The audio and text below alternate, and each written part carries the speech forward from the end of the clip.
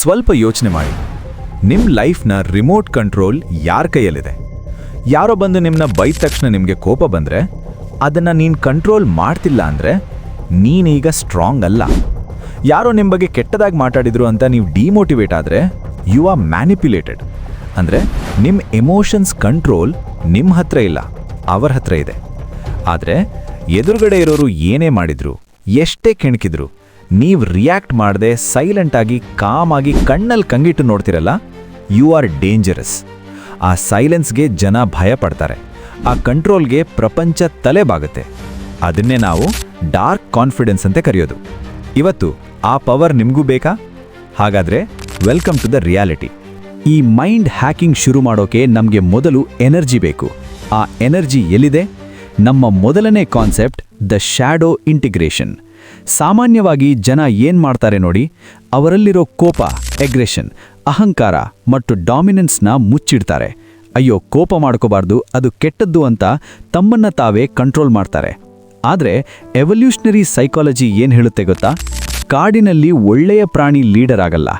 ಯಾವ ಪ್ರಾಣಿ ಡೇಂಜರಸ್ ಆಗಿರುತ್ತೋ, ಆದರೆ ಆ ಡೇಂಜರ್ನ ಕಂಟ್ರೋಲ್ ಮಾಡುತ್ತೋ, ಅದು ಮಾತ್ರ ಲೀಡರ್ ಆಗುತ್ತೆ. ನೀವು ನಿಮ್ಮ ಎಮೋಷನ್ಸ್ನ ಎಷ್ಟು ಸಪ್ರೆಸ್ ಮಾಡ್ತೀರೋ ನೀವು ಅಷ್ಟೇ ವೀಕ್ ಆಗ್ತೀರಾ. ಅದು ನಿಮ್ಮನ್ನ ಒಳಗಿಂದಲೇ ಕೊಲ್ಲುತ್ತೆ. ಹಾಗಾದರೆ ಏನು ಮಾಡಬೇಕು? ಜಗಳ ಆಡಬೇಕಾ?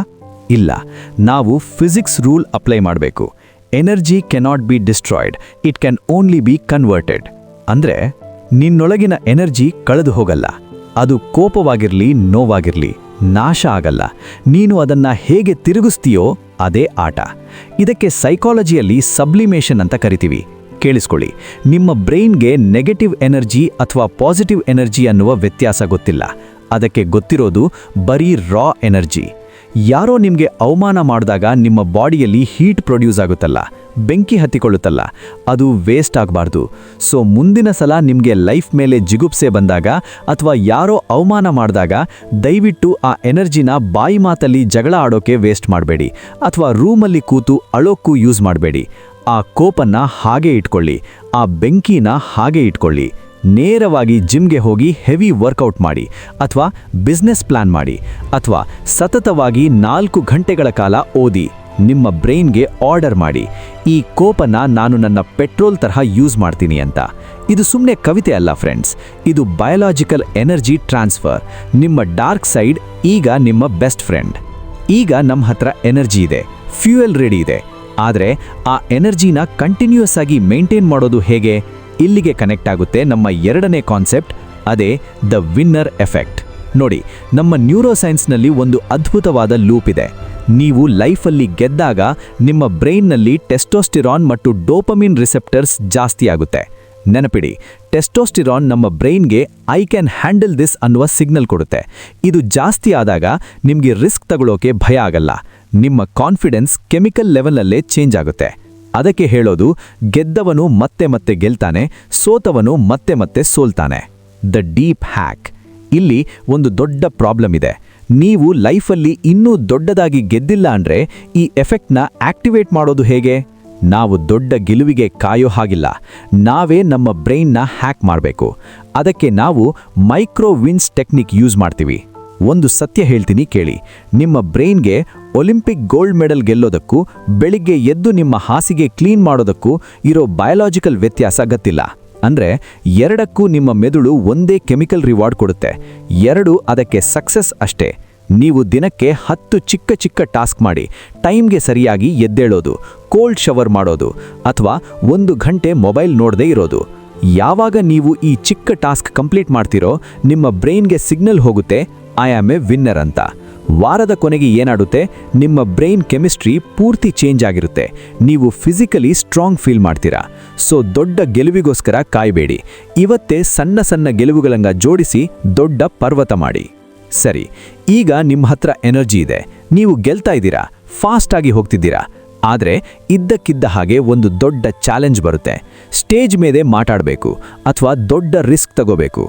ಆಗ ಎದೆಯಲ್ಲಿ ನಡುಕ ಶುರುವಾಗುತ್ತೆ, ಕೈಕಾಲು ತಣ್ಣಗಾಗುತ್ತೆ.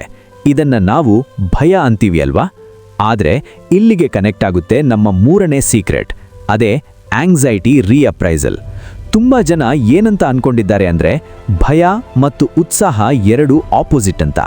ಆದರೆ ಬಯಾಲಜಿ ಪ್ರಕಾರ ಎರಡೂ ಒಂದೇ. ಒಂದು ಉದಾಹರಣೆ ಕೊಡ್ತೀನಿ ಕೇಳಿ. ನೀವು ಊರ ಜಾತ್ರೆಗೆ ಹೋದಾಗ ಅಲ್ಲಿ ಜೈಂಟ್ ವೀಲ್ ಅಥವಾ ರಂಗನರಾಟ್ನೆ ಹತ್ತಿರ್ತೀರ ಅಲ್ವಾ?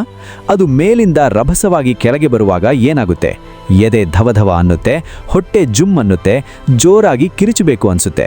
ಆದರೆ ಅದನ್ನು ನೀವು ಎಂಜಾಯ್ ಮಾಡ್ತೀರಾ, ವಾವ್ ಮಜಾ ಬಂತು ಅಂತೀರಾ. ಈಗ ನೀವು ಸ್ಟೇಜ್ ಮೇಲೆ ಮೈಕ್ ಹಿಡಿದಾಗ ಏನಾಗುತ್ತೆ? ಸೇಮ್ ಫೀಲಿಂಗ್ ಆಗುತ್ತೆ, ಅದೇ ಧವಧವ, ಅದೇ ಕೈ ನಡುಕ. ಆದರೆ ಇಲ್ಲಿ ನೀವು ಅದನ್ನು ಎಂಜಾಯ್ ಮಾಡಲ್ಲ. ಅಯ್ಯೋ ನನಗೆ ಭಯ ಆಗ್ತಿದೆ ಅಂತ ಪ್ಯಾನಿಕ್ ಆಗ್ತೀರಾ. ನೋಡಿದ್ರಾ, ನಿಮ್ಮ ಬಾಡಿ ರಿಯಾಕ್ಷನ್ ಸೇಮ್ ಇದೆ, ಆದರೆ ನೀವು ಅದಕ್ಕೆ ಕೊಡೋ ಹೆಸರು ಮಾತ್ರ ಚೇಂಜ್ ಮಾಡಿದ್ದೀರಾ. ಜಾತ್ರೆಯಲ್ಲಿ ಅದನ್ನು ಮಜಾ ಅಂತೀರಾ, ಸ್ಟೇಜ್ ಮೇಲೆ ಭಯ ಅಂತೀರಾ. ಸೊ ನೆಕ್ಸ್ಟ್ ಟೈಮ್ ನಿಮಗೆ ಭಯ ಆದಾಗ, ನಡುಕ ಬಂದಾಗ ನಿಮ್ಮ ಮೈಂಡ್ಗೆ ಹೇಳಿ, ಇದು ಭಯ ಅಲ್ಲ, ಇದು ಜೈಂಟ್ ವೀಲ್ ಹತ್ತಿದಾಗ ಆಗೋ ಥ್ರಿಲ್. ಜೋರಾಗಿ ಕಾನ್ಫಿಡೆಂಟ್ ಆಗಿ ಹೇಳಿ, ಐ ಆಮ್ ಎಕ್ಸೈಟೆಡ್. ಯಾವಾಗ ನೀವು ನನಗೆ ಭಯ ಆಗ್ತಿದೆ ಅನ್ನೋ ಬದಲು ನನಗೆ ಎಕ್ಸೈಟ್ ಆಗ್ತಿದೆ ಅಂಟಿರೋ, ನಿಮ್ಮ ಬ್ರೈನ್ ಆ ನಡುಕವನ್ನೇ ಶಕ್ತಿಯಾಗಿ ಕನ್ವರ್ಟ್ ಮಾಡುತ್ತೆ. ಪ್ಯಾನಿಕ್ ಆಗೋದು ನಿಲ್ಲುತ್ತೆ, ಫೋಕಸ್ ಬರೋಕೆ ಶುರುವಾಗುತ್ತೆ. ನೆನಪಿಡಿ, ಭಯವನ್ನ ಗೆಲ್ಲೋಕೆ ಇರೋ ಒಂದೇ ದಾರಿ ಅದಕ್ಕೆ ಬೇರೆ ಹೆಸರಿಡೋದು. ಈಗ ನಮ್ಮ ಒಳಗಿನ ಭಯ ಹೋಯ್ತು, ಆದರೆ ಈಗ ಬರೋದು ಕೊನೆಯದು ಮತ್ತು ಅತಿ ದೊಡ್ಡ ತಡೆಗೋಡೆ, ಜನ ಏನಂತಾರೆ ಅಂತ. ನಾವು ಎಷ್ಟೇ ಕಾನ್ಫಿಡೆಂಟ್ ಆಗಿದ್ರೂ 4 ಜನ ನಮ್ಮನ್ನ ನೋಡಿದ ತಕ್ಷಣ ವೀಕ್ ಆಗ್ತೀವಿ. ಇದಕ್ಕೆ ಕಾರಣ ನಮ್ಮ 4ನೇ ಕಾನ್ಸೆಪ್ಟ್, ದ ಸ್ಪಾಟ್ಲೈಟ್ ಎಫೆಕ್ಟ್. ಇದು ಎವಲ್ಯೂಷನರಿ ಬಯಾಲಜಿಯಿಂದ ಬಂದಿರೋದು. ಆದಿಮಾನವರ ಕಾಲದಲ್ಲಿ ಗುಂಪಿನಿಂದ ಹೊರಗೆ ಹಾಕಿದ್ರೆ ಸಾವು ಗ್ಯಾರಂಟಿ. ಅದಕ್ಕೆ ನಮ್ಮ ಬ್ರೈನ್ ಡಿಸೈನ್ ಆಗಿರೋದೇ ಬೇರೆಯವರು ನನ್ನ ಬಗ್ಗೆ ಏನನ್ಕೋತಾರೆ, ನಾನು ಸೇಫ್ ಇದ್ದೀನಾ ಅಂತ ಪ್ರತಿಕ್ಷಣ ಯೋಚನೆ ಮಾಡೋಕೆ. ಆದರೆ ಈಗ ನಾವು ಕಾಡಿನಲ್ಲಿಲ್ಲ, ಆ ಭಯ ನಮಗೆ ಬೇಕಿಲ್ಲ. ಸ್ಪಾಟ್ಲೈಟ್ ಎಫೆಕ್ಟ್ ಅಂದರೆ ಎಲ್ಲರೂ ನನ್ನನ್ನೇ ನೋಡ್ತಿದ್ದಾರೆ, ನಾನೇ ಸೆಂಟರ್ ಆಫ್ ಅಟ್ರಾಕ್ಷನ್ ಅಂತ ಅನ್ಕೊಳ್ಳೋ ಭ್ರಮೆ. ರಿಯಾಲಿಟಿ ಏನು ಗೊತ್ತಾ? ಜನ ಎಲ್ಲರೂ ನಾರ್ಸಿಸಿಸ್ಟಿಕ್. ಪ್ರತಿಯೊಬ್ಬರೂ ಅವರ ಲೈಫ್ ಮೂವಿಯಲ್ಲಿ ಅವರೇ ಹೀರೋ. ನೀವು ಬರೀ ಎಕ್ಸ್ಟ್ರಾ ಆರ್ಟಿಸ್ಟ್ ಅಷ್ಟೇ, ಅವರು ನಿಮ್ಮ ಬಗ್ಗೆ ಯೋಚನೆ ಮಾಡಲ್ಲ. ಈ ಎವಲ್ಯೂಷನರಿ ಭಯವನ್ನ ಒಡೆದು ಹಾಕೋಕೆ ಇಲ್ಲಿದೆ ಒಂದು ಚಾಲೆಂಜ್. ಇದನ್ನ ಸಾಲಿಟ್ಯೂಡ್ ಎಕ್ಸ್ಪೋಜರ್ ಅಂತ ಕರೀಬಹುದು.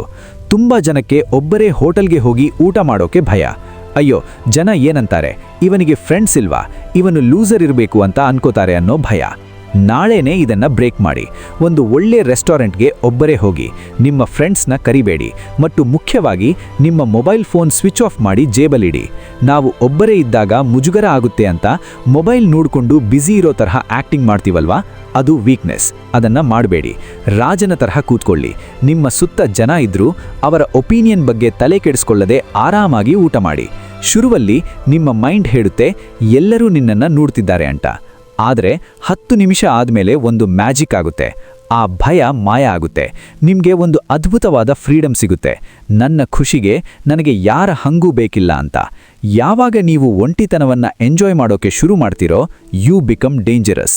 ಇದು ಸಣ್ಣ ವಿಷಯ ಅಲ್ಲ, ಇದು ನಿಮ್ಮ ಸಬ್ಕಾನ್ಷಿಯಸ್ ಮೈಂಡ್ಗೆ ನೀವೇ ಕೊಡ್ತಿರುವ ಪ್ರೂಫ್, ನಾನು ಯಾರಿಗೂ ಡಿಪೆಂಡ್ ಆಗಿಲ್ಲ ಅಂತ. ನೋಡಿ ಫ್ರೆಂಡ್ಸ್, ಇದು ಕನೆಕ್ಟೆಡ್ ಸಿಸ್ಟಮ್.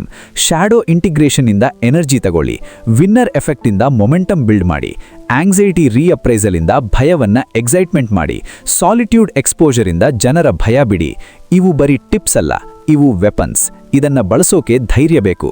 ನೀವು ಡಿಸೈಡ್ ಮಾಡಿ, ಸಮಾಜ ಹೇಳಿಕೊಟ್ಟಿರೋ ಹಾಗೆ ಗುಡ್ ಬಾಯ್ ಆಗಿ ಎಲ್ಲದಕ್ಕೂ ಅಡ್ಜಸ್ಟ್ ಮಾಡಿಕೊಂಡು ಬದುಕ್ತೀರಾ, ಅಥವಾ ಈ ಸೈಕಾಲಜಿಯನ್ನ ಅರ್ಥ ಮಾಡಿಕೊಂಡು ನಿಮ್ಮ ಮೈಂಡ್ನ ಹ್ಯಾಕ್ ಮಾಡಿ ಗ್ರೇಟ್ ಮ್ಯಾನ್ ಆಗ್ತೀರಾ. ಈ ಡೀಪ್ ಸೈಕಾಲಜಿ ನಿಮಗೆ ಅರ್ಥ ಆಗಿದ್ರೆ ಮತ್ತು ಇದನ್ನ ನಿಮ್ಮ ಲೈಫಲ್ಲಿ ಅಪ್ಲೈ ಮಾಡೋ ತಾಕತ್ತು ನಿಮಗೆ ಇದ್ರೆ, ಕಮೆಂಟ್ ಸೆಕ್ಷನ್ನಲ್ಲಿ ಟೈಪ್ ಮಾಡಿ, ಐ ಆಮ್ ಇನ್ ಕಂಟ್ರೋಲ್. ಇದು ಸುಮ್ಮನೆ ಕಮೆಂಟ್ ಅಲ್ಲ, ಇದು ನಿಮ್ಮ ಸಬ್ಕಾನ್ಷಿಯಸ್ ಮೈಂಡ್ಗೆ ನೀವೇ ಕೊಡ್ತಿರುವ ಸಿಗ್ನಲ್. ಲೈಕ್ ಮಾಡಿ, ಸಬ್ಸ್ಕ್ರೈಬ್ ಮಾಡಿ. ಮುಂದಿನ ವಿಡಿಯೋದಲ್ಲಿ ಇನ್ನೂ ಆಳವಾದ ಸತ್ಯಗಳನ್ನು ಮಾತಾಡೋಣ. Stay dark, stay sharp.